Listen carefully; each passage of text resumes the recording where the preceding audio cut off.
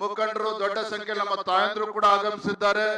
ಅದೇ ರೀತಿ ನಮ್ಮ ಶಿಕಾರಿಪುರ, ನನಗೆ ರಾಜಕೀಯ ಜನ್ಮವನ್ನ ಕೊಟ್ಟಿರ್ತಕ್ಕಂಥ ನಮ್ಮ ಶಿಕಾರಿಪುರ ತಾಲೂಕಿನ ಭೂಕಾಂತಣ್ಣವರು, ನಮ್ಮ ಉಮೇಶ್ ಅಣ್ಣವರು, ಹೆಗಡೆ ಅವರು, ಅದೇ ರೀತಿ ನಮ್ಮ ಗುರು ಅವರು ಎಲ್ಲರೂ ಕೂಡ ಇವತ್ತು ದೊಡ್ಡ ಸಂಖ್ಯೆಯಲ್ಲಿ ಇಲ್ಲಿ ಆಗಮಿಸಿರ್ತಕ್ಕಂಥ ಎಲ್ಲ ಹಿರಿಯರಿಗೆ, ಪತ್ರಿಕಾ ಹಾಗೂ ಮಾಧ್ಯಮದ ಸ್ನೇಹಿತರು ಕೂಡ ವಂದಿಸುತ್ತ, ಆತ್ಮೀಯ ಬಂಧುಗಳೇ,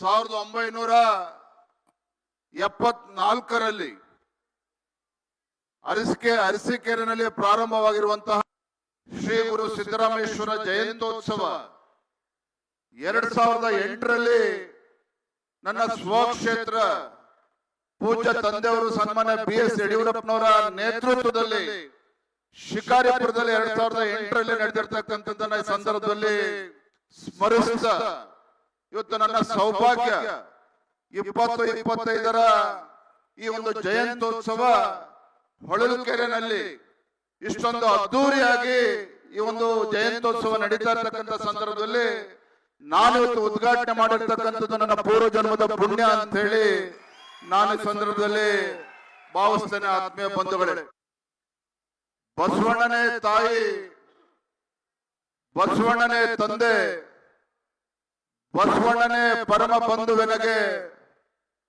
ವಸುದೀಶ ಕಪಿಲ ಸಿದ್ಧ ಮಲ್ಲಿಕಾರ್ಜುನ, ನಿನ್ನ ಹೆಸರಿಟ್ಟ ಗುರು ಬಸವಣ್ಣನಯ್ಯ. ಮಹಾಶಿವಯೋಗಿ ಸಿದ್ದರಾಮೇಶ್ವರರ ಈ ವಚನವನ್ನ ಸ್ಮರಣೆ ಮಾಡ್ತಾ, ಬಂಧುಗಳೇ, ಇವತ್ತು ನೊಳಂಬ ಸಮಾಜ ಅಂತ ಹೇಳಿದ್ರೆ ಯಾವುದಕ್ಕೂ ಕೂಡ ಲೆಕ್ಕಿಸದೆ, ಯಾವುದಕ್ಕೂ ಕೂಡ ಅಂಜದೆ, ಎಲ್ಲವನ್ನು ಕೂಡ ಮೆಟ್ಟಿ ನಿಂತು ಮುನ್ನುಗ್ಗುತ್ತಿದ್ರೆ ನಮ್ಮೆಲ್ಲರ ಹೆಮ್ಮೆಯ ನೊಳಂಬ ಸಮಾಜ ಅಂತೇಳಿ ನಾನು ಸಂದರ್ಭದಲ್ಲಿ ಹೇಳಲಿಕ್ಕೆ ಇಷ್ಟಪಡ್ತೇನೆ.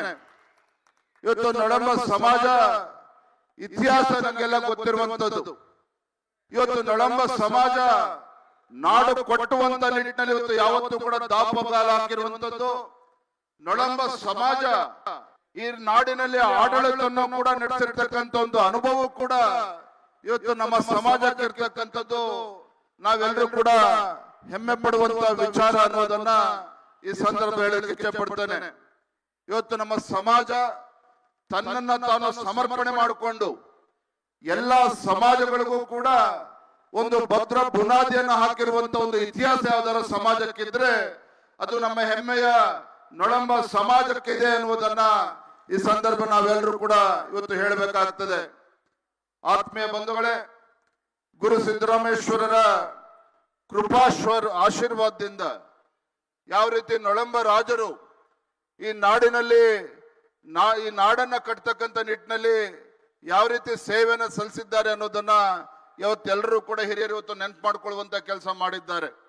ಇವತ್ತು ಕೆರೆ ಕಟ್ಟೆಗಳನ್ನ ನಿರ್ಮಾಣ ಮಾಡಿ, ಸಾವಿರಾರು ಕೆರೆ ಕಟ್ಟೆಗಳನ್ನ ನಿರ್ಮಾಣ ಮಾಡಿ ಇವತ್ತು ನಾಡಿಗೆ ಒಂದು ಹೊಸ ದಿಕ್ಕನ್ನ ಕೊಟ್ಟಿರ್ತಕ್ಕಂಥ ನಮ್ಮ ಸಮಾಜದ ಸೇವೆಯನ್ನ ಇವತ್ತು ಯಾರು ಕೂಡ ಮರೆಯೋದಕ್ಕೆ ಸಾಧ್ಯ ಇಲ್ಲ.